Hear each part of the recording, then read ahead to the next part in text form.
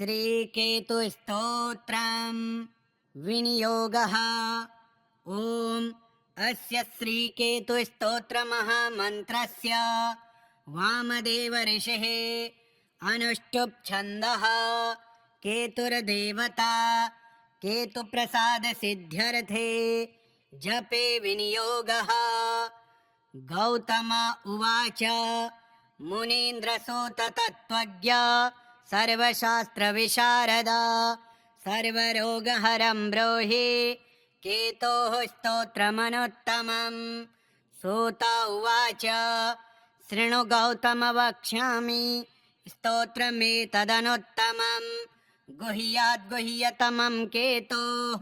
ब्रह्मणा कीर्तितं पुरा। आद्यः करालवदनो द्वितीयो रक्तलोचनः तृतीयः पिङ्गलाक्षश्च चतुर्थो ज्ञानदायकः पञ्चमः कपिलाक्षश्च षष्ठः कालाग्निसन्निभः सप्तमो हिमगर्भश्च धूम्रवर्णोऽष्टमस्तथा नवमः कृत्तकण्ठश्च दशमः नरपीठगः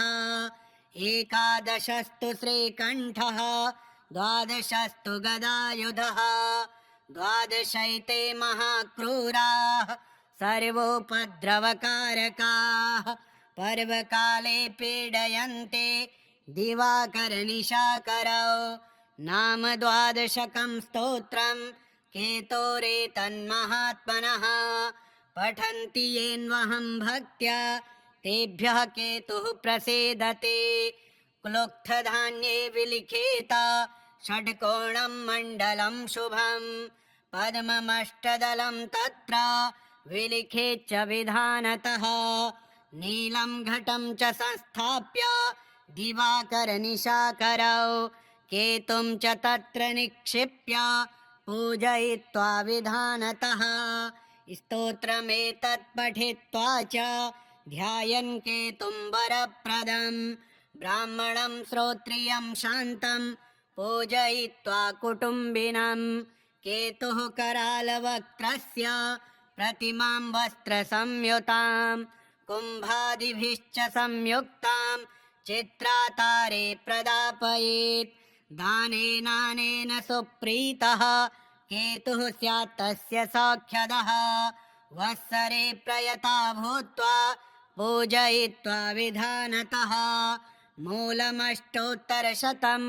ये जपन्ति नरोत्तमाः तेषां केतुप्रसादेन न कदाचित् भयं भवेत्। गौतम उवाच मुनीन्द्रसूत तत्त्वज्ञ सर्वशास्त्रविशारदा सर्वरोगहरं ब्रूहि केतोः स्तोत्रमनुत्तमम्। सूत उवाच शृणु गौतम वक्ष्यामि स्तोत्रमेतदनुत्तमम्। गुह्याद्गुह्यतमं केतोः ब्रह्मणा कीर्तितं पुरा। आद्यः करालवदनो द्वितीयो रक्तलोचनः तृतीयः पिङ्गलाक्षश्च चतुर्थो ज्ञानदायकः पञ्चमः कपिलाक्षश्च षष्ठः कालाग्निसन्निभः सप्तमो हिमगर्भश्च धूम्रवर्णोऽष्टमस्तथा नवमः कृत्तकण्ठश्च दशमः नरपीठगः एकादशस्तु श्रीकण्ठः द्वादशस्तु गदायुधः द्वादशैते महाक्रूराः सर्वोपद्रवकारकाः पर्वकाले पीडयन्ते दिवाकरनिशाकरौ। नाम द्वादशकं स्तोत्रं केतोरेतन्महात्मनः पठन्ति येन्वहं भक्त्या तेभ्यः केतुः प्रसीदते। क्लुप्तधान्ये विलिखेत षड्कोणं मण्डलं शुभं पद्ममष्टदलं तत्र विलिखेच्च विधानतः नीलं घटं च संस्थाप्य दिवाकरनिशाकरौ केतुं च तत्र निक्षिप्य पूजयित्वा विधानतः स्तोत्रमेतत् पठित्वा च ध्यायन् केतुं वरप्रदम् ब्राह्मणं श्रोत्रियं शान्तं पूजयित्वा कुटुम्बिनं केतुः करालवक्त्रस्य प्रतिमां वस्त्रसंयुतां कुम्भादिभिश्च संयुक्तां चित्रातारे प्रदापयेत् दानेनानेन सुप्रीतः केतुः स्यात् तस्य साख्यदः वत्सरे प्रयता भूत्वा पूजयित्वा विधानतः मूलमष्टोत्तरशतं ये जपन्ति नरोत्तमाः तेषां केतुप्रसादेन न कदाचित् भयं भवेत्। गौतम उवाच मुनीन्द्रसूत तत्त्वज्ञ सर्वशास्त्रविशारदा सर्वरोगहरं ब्रूहि केतोः स्तोत्रमनुत्तमम्। सूत उवाच शृणु गौतम वक्ष्यामि स्तोत्रमेतदनुत्तमम् गुह्याद्गुह्यतमं केतोः ब्रह्मणा कीर्तितं पुरा। आद्यः करालवदनो द्वितीयो रक्तलोचनः तृतीयः पिङ्गलाक्षश्च चतुर्थो ज्ञानदायकः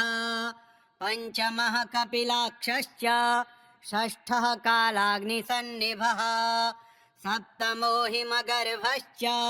धूम्रवर्णोऽष्टमस्तथा नवमः कृत्तकण्ठश्च दशमः नरपीठगः एकादशस्तु श्रीकण्ठः द्वादशस्तु गदायुधः द्वादशैते महाक्रूराः सर्वोपद्रवकारकाः पर्वकाले पीडयन्ते दिवाकरनिशाकरौ नाम द्वादशकं स्तोत्रं केतोरेतन्महात्मनः पठन्ति येन्वहं भक्त्या तेभ्यः केतुः प्रसीदते। क्लुप्तधान्ये विलिखेत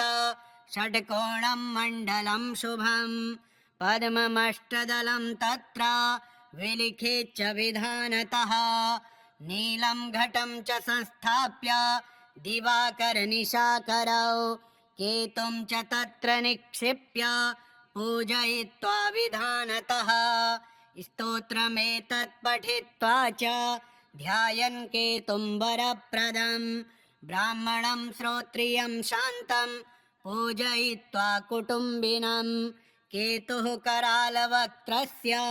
प्रतिमां वस्त्रसंयुतां कुम्भादिभिश्च संयुक्तां चित्रातारे प्रदापयेत् दानेनानेन सुप्रीतः केतुः स्यात् तस्य साख्यदः वत्सरे प्रयता भूत्वा पूजयित्वा विधानतः मूलमष्टोत्तरशतं ये जपन्ति नरोत्तमाः तेषां केतुप्रसादेन न कदाचित् भयं भवेत्। गौतम उवाच मुनीन्द्रसूत तत्त्वज्ञ सर्वशास्त्रविशारदा सर्वरोगहरं ब्रूहि केतोः स्तोत्रमनुत्तमम्। सूत उवाच शृणु गौतम वक्ष्यामि स्तोत्रमेतदनुत्तमम् गुह्याद्गुह्यतमं केतोः ब्रह्मणा कीर्तितं पुरा। आद्यः करालवदनो द्वितीयो रक्तलोचनः तृतीयः पिङ्गलाक्षश्च चतुर्थो ज्ञानदायकः पञ्चमः कपिलाक्षश्च षष्ठः कालाग्निसन्निभः सप्तमो हिमगर्भश्च धूम्रवर्णोऽष्टमस्तथा नवमः कृत्तकण्ठश्च दशमः नरपीठगः एकादशस्तु श्रीकण्ठः द्वादशस्तु गदायुधः द्वादशैते महाक्रूराः सर्वोपद्रवकारकाः पर्वकाले पीडयन्ते दिवाकरनिशाकरौ नाम द्वादशकं स्तोत्रं केतोरेतन्महात्मनः पठन्ति येन्वहं भक्त्या तेभ्यः केतुः प्रसीदते। क्लुप्तधान्ये विलिखेत षड्कोणं मण्डलं शुभं पद्ममष्टदलं तत्र विलिखेच्च विधानतः नीलं घटं च संस्थाप्य दिवाकरनिशाकरौ केतुं च तत्र निक्षिप्य पूजयित्वा विधानतः स्तोत्रमेतत् पठित्वा च ध्यायन् केतुं वरप्रदं ब्राह्मणं श्रोत्रियं शान्तं पूजयित्वा कुटुम्बिनं केतुः करालवक्त्रस्य प्रतिमां वस्त्रसंयुतां कुम्भादिभिश्च संयुक्तां चित्रातारे प्रदापयेत् दानेनानेन सुप्रीतः केतुः स्यात् तस्य सौख्यदः वत्सरे प्रयता भूत्वा पूजयित्वा विधानतः मूलमष्टोत्तरशतं ये जपन्ति नरोत्तमाः तेषां केतुप्रसादेन न कदाचित् भयं भवेत्। गौतम उवाच मुनीन्द्रसूत तत्त्वज्ञ सर्वशास्त्रविशारदा सर्वरोगहरं ब्रूहि केतोः स्तोत्रमनुत्तमम्। सूत उवाच शृणु गौतम वक्ष्यामि स्तोत्रमेतदनुत्तमं गुह्याद्गुह्यतमं केतोः ब्रह्मणा कीर्तितं पुरा आद्यः करालवदनो द्वितीयो रक्तलोचनः तृतीयः पिङ्गलाक्षश्च चतुर्थो ज्ञानदायकः पञ्चमः कपिलाक्षश्च षष्ठः कालाग्निसन्निभः सप्तमो हिमगर्भश्च धूम्रवर्णोऽष्टमस्तथा नवमः कृत्तकण्ठश्च दशमः नरपीठगः एकादशस्तु श्रीकण्ठः द्वादशस्तु गदायुधः द्वादशैते महाक्रूराः सर्वोपद्रवकारकाः पर्वकाले पीडयन्ति दिवाकरनिशाकरौ नाम द्वादशकं स्तोत्रं केतोरेतन्महात्मनः पठन्ति येन्वहं भक्त्या तेभ्यः केतुः प्रसीदते क्लुप्तधान्ये विलिखेत षड्कोणं मण्डलं शुभं पद्ममष्टदलं तत्र विलिखेच्च विधानतः नीलं घटं च संस्थाप्य दिवाकरनिशाकरौ केतुं च तत्र निक्षिप्य पूजयित्वा विधानतः स्तोत्रमेतत् पठित्वा च ध्यायन् केतुं वरप्रदं ब्राह्मणं श्रोत्रियं शान्तं पूजयित्वा कुटुम्बिनं केतुः करालवक्त्रस्य प्रतिमां वस्त्रसंयुतां कुम्भादिभिश्च संयुक्तां चित्रातारे प्रदापयेत् दानेनानेन सुप्रीतः केतुः स्यात् तस्य सौख्यदः वत्सरे प्रयता भूत्वा पूजयित्वा विधानतः मूलमष्टोत्तरशतं ये जपन्ति नरोत्तमाः तेषां केतुप्रसादेन न कदाचित् भयं भवेत्। गौतम उवाच मुनीन्द्रसूत तत्त्वज्ञ सर्वशास्त्रविशारदा सर्वरोगहरं ब्रूहि केतोः स्तोत्रमनुत्तमम्। सूत उवाच शृणु गौतम वक्ष्यामि स्तोत्रमेतदनुत्तमं गुह्याद्गुह्यतमं केतोः ब्रह्मणा कीर्तितं पुरा आद्यः करालवदनो द्वितीयो रक्तलोचनः तृतीयः पिङ्गलाक्षश्च चतुर्थो ज्ञानदायकः पञ्चमः कपिलाक्षश्च षष्ठः कालाग्निसन्निभः सप्तमो हिमगर्भश्च धूम्रवर्णोऽष्टमस्तथा नवमः कृत्तकण्ठश्च दशमः नरपीठगः एकादशस्तु श्रीकण्ठः द्वादशस्तु गदायुधः द्वादशैते महाक्रूराः सर्वोपद्रवकारकाः पर्वकाले पीडयन्ति दिवाकरनिशाकरौ नाम द्वादशकं स्तोत्रम् केतोरेतन्महात्मनः पठन्ति येन्वहं भक्त्या तेभ्यः केतुः प्रसीदते क्लुप्तधान्ये विलिखेत षट्कोणं मण्डलं शुभं पद्ममष्टदलं तत्र विलिखेच्च विधानतः नीलं घटं च संस्थाप्य दिवाकरनिशाकरौ केतुं च तत्र निक्षिप्य पूजयित्वा विधानतः स्तोत्रमेतत् पठित्वा च ध्यायन् केतुं वरप्रदं ब्राह्मणं श्रोत्रियं शान्तं पूजयित्वा कुटुम्बिनं केतुः करालवक्त्रस्य प्रतिमां वस्त्रसंयुतां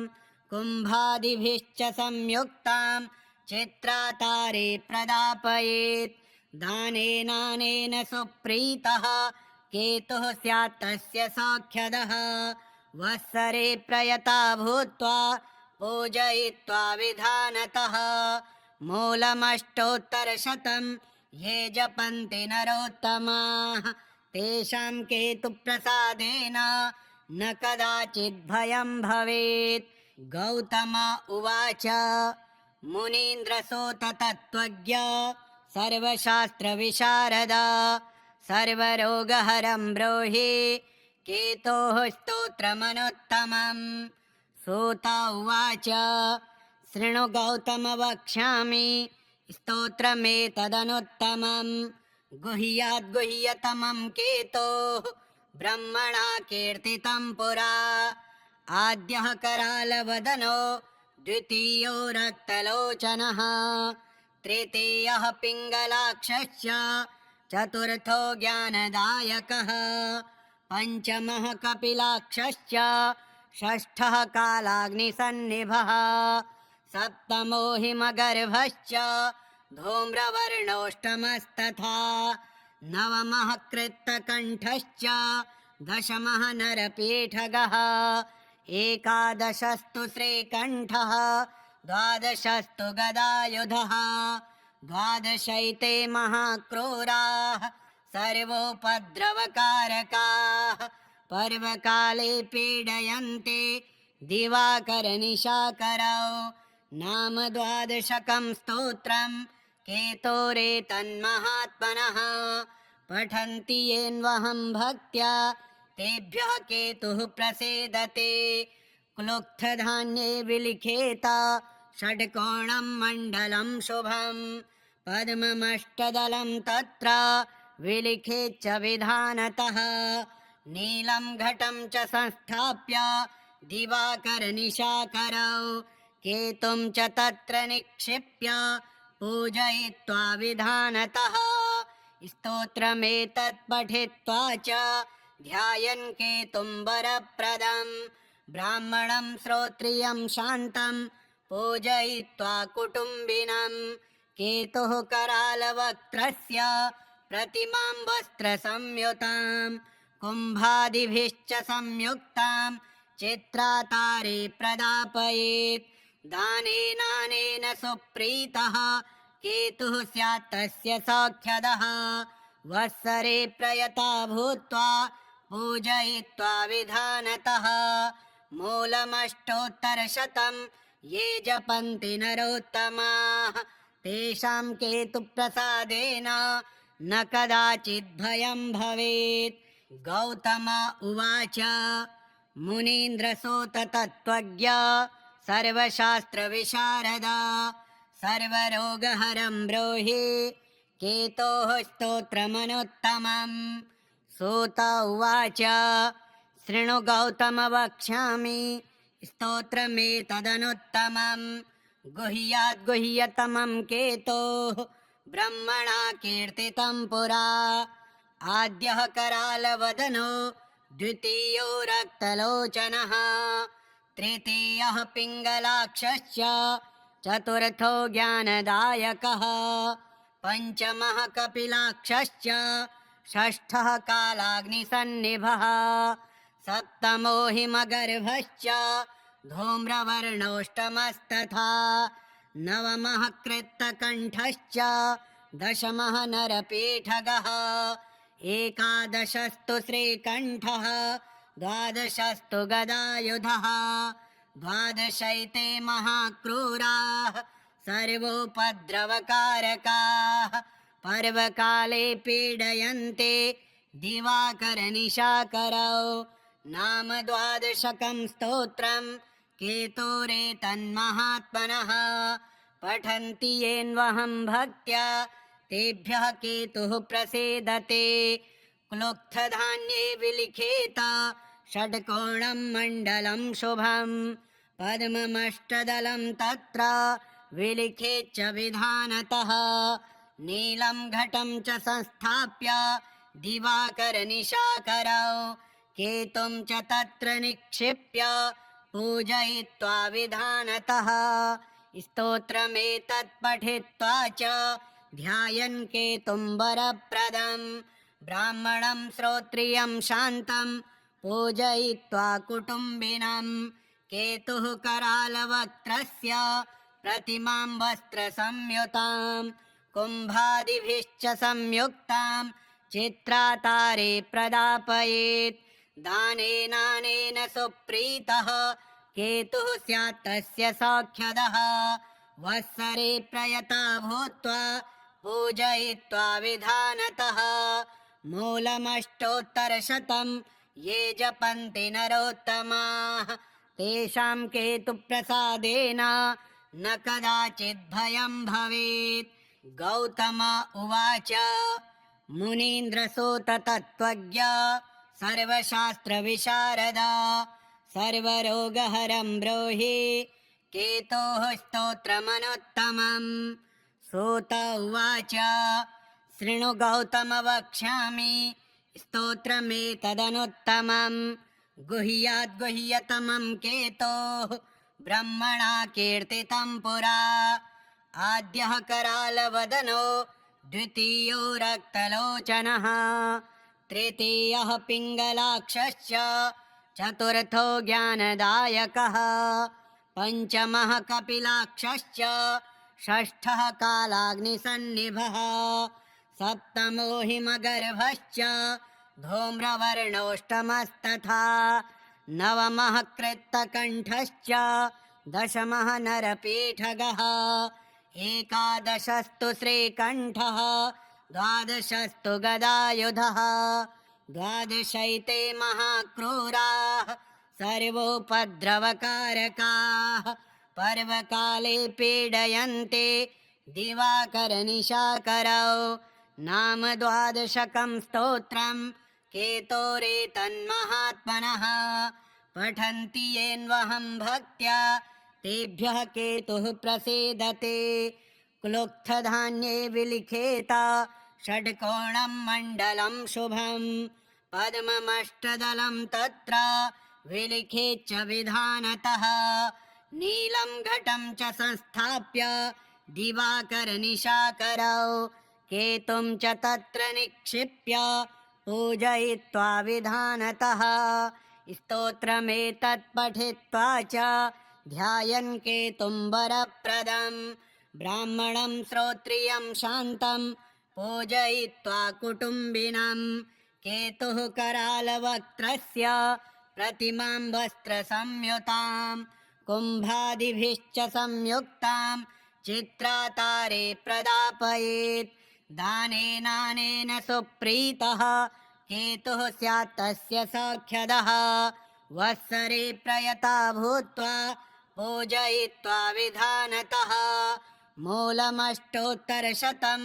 ये जपन्ति नरोत्तमाः तेषां केतुप्रसादेन न कदाचित् भयं भवेत्। गौतम उवाच मुनीन्द्रसूत तत्त्वज्ञ सर्वशास्त्रविशारदा सर्वरोगहरं ब्रूहि केतोः स्तोत्रमनुत्तमम्। सूत उवाच शृणु गौतम वक्ष्यामि स्तोत्रमेतदनुत्तमं गुह्याद्गुह्यतमं केतोः ब्रह्मणा कीर्तितं पुरा। आद्यः करालवदनो द्वितीयो रक्तलोचनः तृतीयः पिङ्गलाक्षश्च चतुर्थो ज्ञानदायकः पञ्चमः कपिलाक्षश्च षष्ठः कालाग्निसन्निभः सप्तमो हिमगर्भश्च धूम्रवर्णोऽष्टमस्तथा नवमः कृत्तकण्ठश्च दशमः नरपीठगः एकादशस्तु श्रीकण्ठः द्वादशस्तु गदायुधः द्वादशैते महाक्रूराः सर्वोपद्रवकारकाः पर्वकाले पीडयन्ते दिवाकरनिशाकरौ नाम द्वादशकं स्तोत्रं केतोरेतन्महात्मनः पठन्ति येन्वहं भक्त्या तेभ्यः केतुः प्रसीदते क्लुप्तधान्ये विलिखेत षड्कोणं मण्डलं शुभं पद्ममष्टदलं तत्र विलिखेच्च विधानतः नीलं घटं च संस्थाप्य दिवाकरनिशाकरौ केतुं च तत्र निक्षिप्य पूजयित्वा विधानतः स्तोत्रमेतत् पठित्वा च ध्यायन् केतुं वरप्रदं ब्राह्मणं श्रोत्रियं शान्तं पूजयित्वा कुटुम्बिनं केतुः करालवक्त्रस्य प्रतिमां वस्त्रसंयुतां कुम्भादिभिश्च संयुक्तां चित्रातारे प्रदापयेत् दानेनानेन सुप्रीतः केतुः स्यात् तस्य सौख्यदः वत्सरे प्रयता भूत्वा पूजयित्वा विधानतः मूलमष्टोत्तरशतं ये जपन्ति नरोत्तमाः तेषां केतुप्रसादेन न कदाचित् भयं भवेत्। गौतम उवाच मुनीन्द्रसूत तत्त्वज्ञ सर्वशास्त्रविशारदा सर्वरोगहरं ब्रूहि केतोः स्तोत्रमनुत्तमम्। सूत उवाच शृणु गौतम वक्ष्यामि स्तोत्रमेतदनुत्तमम् गुह्याद् गुह्यतमं केतोः ब्रह्मणा कीर्तितं पुरा। आद्यः करालवदनो द्वितीयो रक्तलोचनः तृतीयः पिङ्गलाक्षश्च चतुर्थो ज्ञानदायकः पञ्चमः कपिलाक्षश्च षष्ठः कालाग्निसन्निभः सप्तमो हिमगर्भश्च धूम्रवर्णोऽष्टमस्तथा नवमः कृत्तकण्ठश्च दशमः नरपीठगः एकादशस्तु श्रीकण्ठः द्वादशस्तु गदायुधः द्वादशैते महाक्रूराः सर्वोपद्रवकारकाः पर्वकाले पीडयन्ते दिवाकरनिशाकरौ नाम द्वादशकं स्तोत्रं केतोरेतन्महात्मनः पठन्ति येन्वहं भक्त्या तेभ्यः केतुः प्रसीदते क्लुप्तधान्ये विलिखेत षड्कोणं मण्डलं शुभं पद्ममष्टदलं तत्र विलिखेच्च विधानतः नीलं घटं च संस्थाप्य दिवाकरनिशाकरौ केतुं च तत्र निक्षिप्य पूजयित्वा विधानतः स्तोत्रमेतत् पठित्वा च ध्यायन् केतुं वरप्रदं ब्राह्मणं श्रोत्रियं शान्तं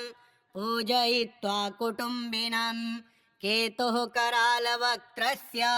प्रतिमां वस्त्रसंयुतां कुम्भादिभिश्च संयुक्तां चित्रातारे प्रदापयेत् दानेनानेन सुप्रीतः केतुः स्यात् तस्य सौख्यदः वत्सरे प्रयता भूत्वा पूजयित्वा विधानतः मूलमष्टोत्तरशतं ये जपन्ति नरोत्तमाः तेषां केतुप्रसादेन न कदाचित् भयं भवेत्। गौतम उवाच मुनीन्द्रसूत तत्त्वज्ञ सर्वशास्त्रविशारदा सर्वरोगहरं ब्रूहि केतोः स्तोत्रमनुत्तमम्। सूत उवाच शृणु गौतम वक्ष्यामि स्तोत्रमेतदनुत्तमम्। गुह्याद्गुह्यतमं केतोः ब्रह्मणा कीर्तितं पुरा। आद्यः करालवदनो द्वितीयो रक्तलोचनः तृतीयः पिङ्गलाक्षश्च चतुर्थो ज्ञानदायकः पञ्चमः कपिलाक्षश्च षष्ठः कालाग्निसन्निभः सप्तमो हिमगर्भश्च धूम्रवर्णोऽष्टमस्तथा नवमः कृत्तकण्ठश्च दशमः नरपीठगः एकादशस्तु श्रीकण्ठः द्वादशस्तु गदायुधः द्वादशैते महाक्रूराः सर्वोपद्रवकारकाः पर्वकाले पीडयन्ते दिवाकरनिशाकरौ नाम द्वादशकं स्तोत्रं केतोरेतन्महात्मनः पठन्ति येन्वहं भक्त्या तेभ्यः केतुः प्रसीदते क्लुप्तधान्ये विलिखेत षड्कोणं मण्डलं शुभं पद्ममष्टदलं तत्र विलिखेच्च विधानतः नीलं घटं च संस्थाप्य दिवाकरनिशाकरौ केतुं च तत्र निक्षिप्य पूजयित्वा विधानतः स्तोत्रमेतत् पठित्वा च ध्यायन् केतुं वरप्रदं ब्राह्मणं श्रोत्रियं शान्तं पूजयित्वा कुटुम्बिनं केतुः करालवक्त्रस्य प्रतिमां वस्त्रसंयुतां कुम्भादिभिश्च संयुक्तां चित्रातारे प्रदापयेत् दानेनानेन सुप्रीतः केतुः स्यात् तस्य सौख्यदः वत्सरे प्रयता भूत्वा पूजयित्वा विधानतः मूलमष्टोत्तरशतं ये जपन्ति नरोत्तमाः तेषां केतुप्रसादेन न कदाचित् भयं भवेत्। गौतम उवाच मुनीन्द्रसूत तत्त्वज्ञ सर्वशास्त्रविशारद सर्वरोगहरं ब्रूहि केतोः स्तोत्रमनुत्तमम्। सूत उवाच शृणु गौतम वक्ष्यामि स्तोत्रमेतदनुत्तमम्। गुह्याद्गुह्यतमं केतोः ब्रह्मणा कीर्तितं पुरा। आद्यः करालवदनो द्वितीयो रक्तलोचनः तृतीयः पिङ्गलाक्षश्च चतुर्थो ज्ञानदायकः पञ्चमः कपिलाक्षश्च षष्ठः कालाग्निसन्निभः सप्तमो हिमगर्भश्च धूम्रवर्णोऽष्टमस्तथा नवमः कृत्तकण्ठश्च दशमः नरपीठगः एकादशस्तु श्रीकण्ठः द्वादशस्तु गदायुधः द्वादशैते महाक्रूराः सर्वोपद्रवकारकाः पर्वकाले पीडयन्ते दिवाकरनिशाकरौ नाम द्वादशकं स्तोत्रं केतोरेतन्महात्मनः पठन्ति येन्वहं भक्त्या तेभ्यः केतुः प्रसीदते क्लुप्तधान्ये विलिखेत षड्कोणं मण्डलं शुभं पद्ममष्टदलं तत्र विलिखेच्च विधानतः नीलं घटं च संस्थाप्य दिवाकरनिशाकरौ केतुं च तत्र निक्षिप्य पूजयित्वा विधानतः स्तोत्रमेतत् पठित्वा च ध्यायन् केतुं वरप्रदं ब्राह्मणं श्रोत्रियं शान्तं पूजयित्वा कुटुम्बिनं केतुः करालवक्त्रस्य प्रतिमां वस्त्रसंयुतां कुम्भादिभिश्च संयुक्तां चित्रातारे प्रदापयेत् दानेनानेन सुप्रीतः केतुः स्यात् तस्य सौख्यदः वत्सरे प्रयता भूत्वा पूजयित्वा विधानतः मूलमष्टोत्तरशतं ये जपन्ति नरोत्तमाः तेषां केतुप्रसादेन न कदाचिद्भयं भवेत्। गौतम उवाच मुनीन्द्रसोत तत्त्वज्ञ सर्वशास्त्रविशारदा सर्वरोगहरं ब्रूहि केतोः स्तोत्रमनुत्तमम्। सूत उवाच शृणु गौतम वक्ष्यामि स्तोत्रमेतदनुत्तमम्। गुह्याद्गुह्यतमं केतोः ब्रह्मणा कीर्तितं पुरा। आद्यः करालवदनो द्वितीयो रक्तलोचनः तृतीयः पिङ्गलाक्षश्च चतुर्थो ज्ञानदायकः पञ्चमः कपिलाक्षश्च षष्ठः कालाग्निसन्निभः सप्तमो हिमगर्भश्च धूम्रवर्णोऽष्टमस्तथा नवमः कृत्तकण्ठश्च दशमः नरपीठगः एकादशस्तु श्रीकण्ठः द्वादशस्तु गदायुधः द्वादशैते महाक्रूराः सर्वोपद्रवकारकाः पर्वकाले पीडयन्ते दिवाकरनिशाकरौ नाम द्वादशकं स्तोत्रं केतोरेतन्महात्मनः पठन्ति येन्वहं भक्त्या तेभ्यः केतुः प्रसीदते क्लुप्तधान्ये विलिखेत षड्कोणं मण्डलं शुभं पद्ममष्टदलं तत्र विलिखेच्च विधानतः नीलं घटं च संस्थाप्य दिवाकरनिशाकरौ केतुं च तत्र निक्षिप्य पूजयित्वा विधानतः स्तोत्रमेतत् पठित्वा च ध्यायन् केतुं वरप्रदं ब्राह्मणं श्रोत्रियं शान्तं पूजयित्वा कुटुम्बिनं केतुः करालवक्त्रस्य प्रतिमां वस्त्रसंयुतां कुम्भादिभिश्च संयुक्तां चित्रातारे प्रदापयेत् दानेनानेन सुप्रीतः केतुः स्यात् तस्य सौख्यदः वत्सरे प्रयता भूत्वा पूजयित्वा विधानतः मूलमष्टोत्तरशतं ये जपन्ति नरोत्तमाः तेषां केतुप्रसादेन न कदाचिद्भयं भवेत्। गौतम उवाच मुनीन्द्रसूत तत्त्वज्ञ सर्वशास्त्रविशारदा सर्वरोगहरं ब्रूहि केतोः स्तोत्रमनुत्तमम्। सूत उवाच शृणु गौतम वक्ष्यामि स्तोत्रमेतदनुत्तमम्। गुह्याद्गुह्यतमं केतोः ब्रह्मणा कीर्तितं पुरा। आद्यः करालवदनो द्वितीयो रक्तलोचनः तृतीयः पिङ्गलाक्षश्च चतुर्थो ज्ञानदायकः पञ्चमः कपिलाक्षश्च षष्ठः कालाग्निसन्निभः सप्तमो हिमगर्भश्च धूम्रवर्णोऽष्टमस्तथा नवमः कृत्तकण्ठश्च दशमः नरपीठगः एकादशस्तु श्रीकण्ठः द्वादशस्तु गदायुधः द्वादशैते महाक्रूराः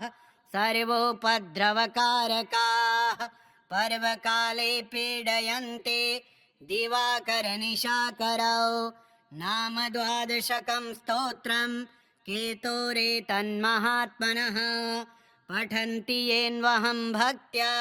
तेभ्यः केतुः प्रसीदते क्लुप्तधान्ये विलिखेत षड्कोणं मण्डलं शुभं पद्ममष्टदलं तत्र विलिखेच्च विधानतः नीलं घटं च संस्थाप्य दिवाकरनिशाकरौ केतुं च तत्र निक्षिप्य पूजयित्वा विधानतः स्तोत्रमेतत् पठित्वा च ध्यायन् केतुं वरप्रदं ब्राह्मणं श्रोत्रियं शान्तं पूजयित्वा कुटुम्बिनं केतुः करालवक्त्रस्य प्रतिमां वस्त्रसंयुतां कुम्भादिभिश्च संयुक्तां चित्रातारे प्रदापयेत् दानेनानेन सुप्रीतः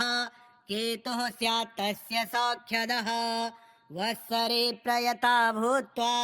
पूजयित्वा विधानतः मूलमष्टोत्तरशतं ये जपन्ति नरोत्तमाः तेषां केतुप्रसादेन न कदाचित् भयं भवेत्। गौतम उवाच मुनीन्द्रसूत तत्त्वज्ञ सर्वशास्त्रविशारद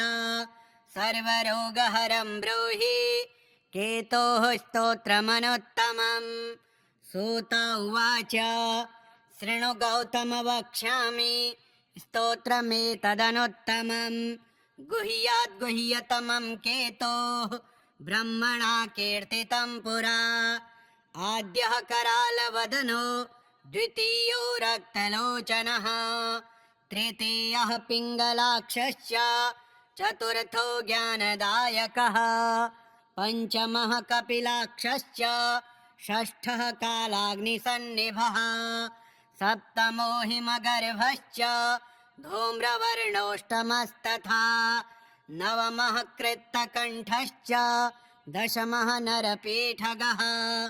एकादशस्तु श्रीकण्ठः द्वादशस्तु गदायुधः द्वादशैते महाक्रूराः सर्वोपद्रवकारकाः पर्वकाले पीडयन्ते दिवाकरनिशाकरौ नाम द्वादशकं स्तोत्रं केतोरेतन्महात्मनः पठन्ति येन्वहं भक्त्या तेभ्यः केतुः प्रसीदति क्लुप्तधान्ये विलिखेत षट्कोणं मण्डलं शुभं पद्ममष्टदलं तत्र विलिखेच्च विधानतः नीलं घटं च संस्थाप्य दिवाकरनिशाकरौ केतुं च तत्र निक्षिप्य पूजयित्वा विधानतः स्तोत्रमेतत् पठित्वा च ध्यायन् केतुं वरप्रदं ब्राह्मणं श्रोत्रियं शान्तं पूजयित्वा कुटुम्बिनं केतुः करालवक्त्रस्य प्रतिमां वस्त्रसंयुतां कुम्भादिभिश्च संयुक्तां चित्रातारे प्रदापयेत् दानेनानेन सुप्रीतः केतुः स्यात् तस्य सौख्यदः वत्सरे प्रयता भूत्वा पूजयित्वा विधानतः मूलमष्टोत्तरशतं ये जपन्ति नरोत्तमाः तेषां केतुप्रसादेन न कदाचित् भयं भवेत्। गौतम उवाच मुनीन्द्रसूत तत्त्वज्ञ सर्वशास्त्रविशारद सर्वरोगहरं ब्रूहि केतोः स्तोत्रमनुत्तमम्। सूत उवाच शृणु गौतम वक्ष्यामि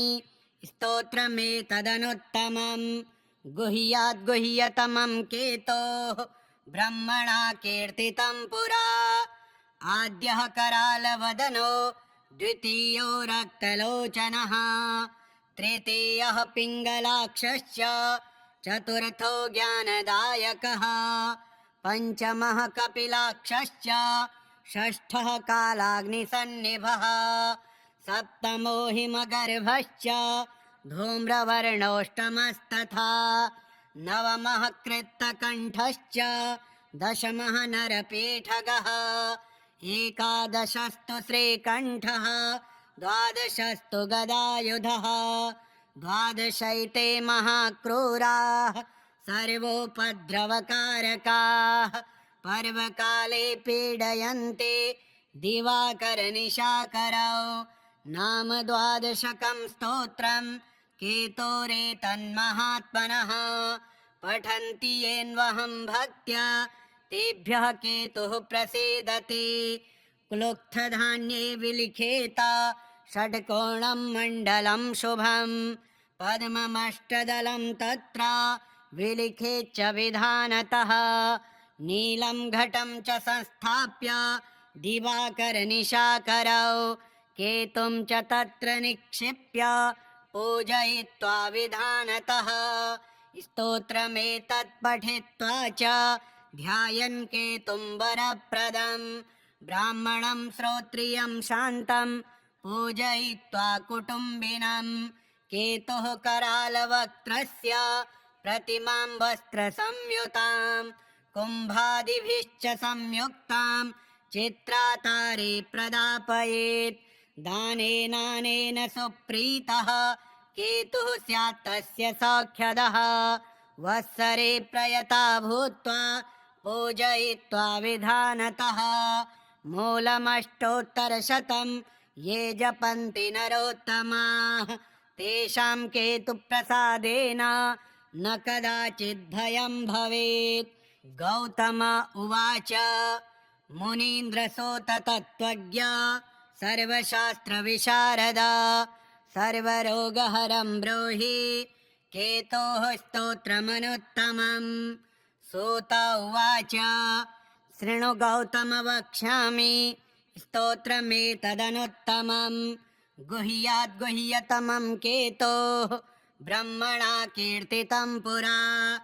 आद्यः करालवदनो द्वितीयो रक्तलोचनः तृतीयः पिङ्गलाक्षश्च चतुर्थो ज्ञानदायकः पञ्चमः कपिलाक्षश्च षष्ठः कालाग्निसन्निभः सप्तमो हिमगर्भश्च धूम्रवर्णोऽष्टमस्तथा नवमः कृत्तकण्ठश्च दशमः नरपीठगः एकादशस्तु श्रीकण्ठः द्वादशस्तु गदायुधः द्वादशैते महाक्रूराः सर्वोपद्रवकारकाः पर्वकाले पीडयन्ते दिवाकरनिशाकरौ नाम द्वादशकं स्तोत्रं केतोरेतन्महात्मनः पठन्ति येन्वहं भक्त्या तेभ्यः केतुः प्रसीदते क्लुप्तधान्ये विलिखेत षड्कोणं मण्डलं शुभं पद्ममष्टदलं तत्र विलिखेच्च विधानतः नीलं घटं च संस्थाप्य दिवाकरनिशाकरौ केतुं च तत्र निक्षिप्य पूजयित्वा विधानतः स्तोत्रमेतत् पठित्वा च ध्यायन् केतुं वरप्रदं ब्राह्मणं श्रोत्रियं शान्तं पूजयित्वा कुटुम्बिनं केतुः करालवक्त्रस्य प्रतिमां वस्त्रसंयुतां कुम्भादिभिश्च संयुक्तां चित्रातारे प्रदापयेत् दानेनानेन सुप्रीतः केतुः स्यात् तस्य सौख्यदः वत्सरे प्रयता भूत्वा पूजयित्वा विधानतः मूलमष्टोत्तरशतं ये जपन्ति नरोत्तमाः तेषां केतुप्रसादेन न कदाचिद्भयं भवेत्। गौतम उवाच मुनीन्द्रसूत तत्त्वज्ञ सर्वशास्त्रविशारदा सर्वरोगहरं ब्रूहि केतोः स्तोत्रमनुत्तमम्। सूत उवाच शृणु गौतम वक्ष्यामि स्तोत्रमेतदनुत्तमम् गुह्याद्गुह्यतमं केतोः ब्रह्मणा कीर्तितं पुरा आद्यः करालवदनो द्वितीयो रक्तलोचनः तृतीयः पिङ्गलाक्षश्च चतुर्थो ज्ञानदायकः पञ्चमः कपिलाक्षश्च षष्ठः कालाग्निसन्निभः सप्तमो हिमगर्भश्च धूम्रवर्णोऽष्टमस्तथा नवमः कृत्तकण्ठश्च दशमः नरपीठगः एकादशस्तु श्रीकण्ठः द्वादशस्तु गदायुधः द्वादशैते महाक्रूराः सर्वोपद्रवकारकाः पर्वकाले पीडयन्ते दिवाकरनिशाकरौ नाम द्वादशकं स्तोत्रं केतोरेतन्महात्मनः पठन्ति येन्वहं भक्त्या तेभ्यः केतुः प्रसीदते क्लुप्तधान्ये विलिखेत षट्कोणं मण्डलं शुभं पद्ममष्टदलं तत्र विलिखेच्च विधानतः नीलं घटं च संस्थाप्य दिवाकरनिशाकरौ केतुं च तत्र निक्षिप्य पूजयित्वा विधानतः स्तोत्रमेतत् पठित्वा च ध्यायन् केतुं वरप्रदं ब्राह्मणं श्रोत्रियं शान्तं पूजयित्वा कुटुम्बिनं केतुः करालवक्त्रस्य प्रतिमां वस्त्रसंयुतां कुम्भादिभिश्च संयुक्तां चित्रातारे प्रदापयेत् दानेनानेन सुप्रीतः केतुः स्यात् तस्य सौख्यदः वत्सरे प्रयता भूत्वा पूजयित्वा विधानतः मूलमष्टोत्तरशतं ये जपन्ति नरोत्तमाः तेषां केतुप्रसादेन न कदाचित् भयं भवेत्। गौतम उवाच मुनीन्द्रसूत तत्त्वज्ञ सर्वशास्त्रविशारदा सर्वरोगहरं ब्रूहि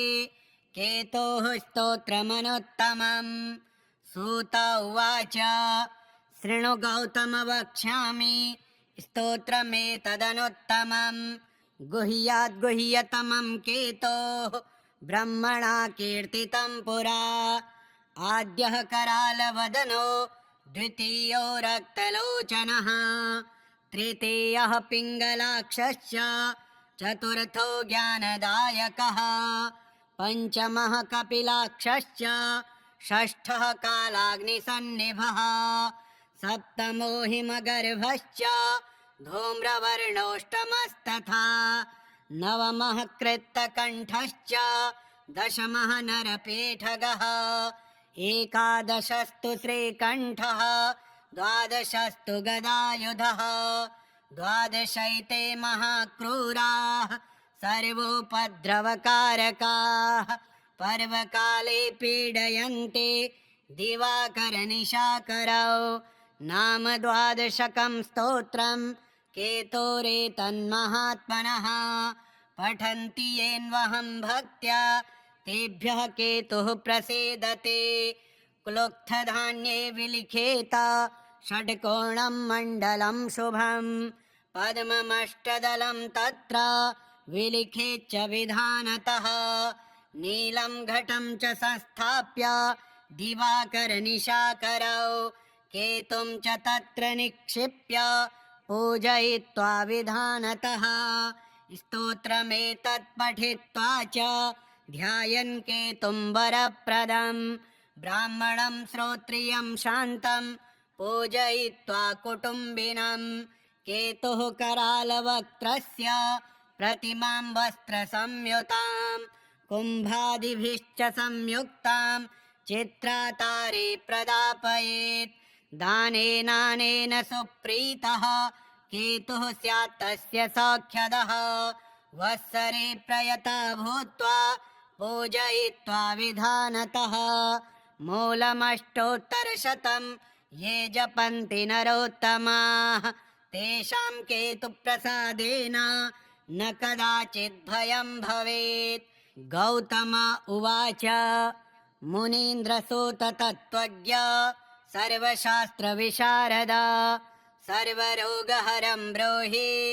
केतोः स्तोत्रमनुत्तमम्। सूत उवाच शृणु गौतम वक्ष्यामि स्तोत्रमेतदनुत्तमम् गुह्याद्गुह्यतमं केतोः ब्रह्मणा कीर्तितं पुरा आद्यः करालवदनो द्वितीयो रक्तलोचनः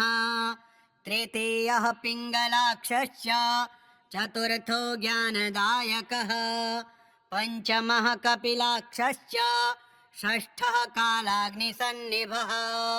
सप्तमो हिमगर्भश्च धूम्रवर्णोऽष्टमस्तथा नवमः कृत्तकण्ठश्च दशमः नरपीठगः एकादशस्तु श्रीकण्ठः द्वादशस्तु गदायुधः द्वादशैते महाक्रूराः सर्वोपद्रवकारकाः पर्वकाले पीडयन्ते दिवाकरनिशाकरौ नाम द्वादशकं स्तोत्रं केतोरेतन्महात्मनः पठन्ति येन्वहं भक्त्या तेभ्यः केतुः प्रसीदते क्लुप्तधान्ये विलिखेत षट्कोणं मण्डलं शुभं पद्ममष्टदलं तत्र विलिखेच्च विधानतः नीलं घटं च संस्थाप्य दिवाकरनिशाकरौ केतुं च तत्र निक्षिप्य पूजयित्वा विधानतः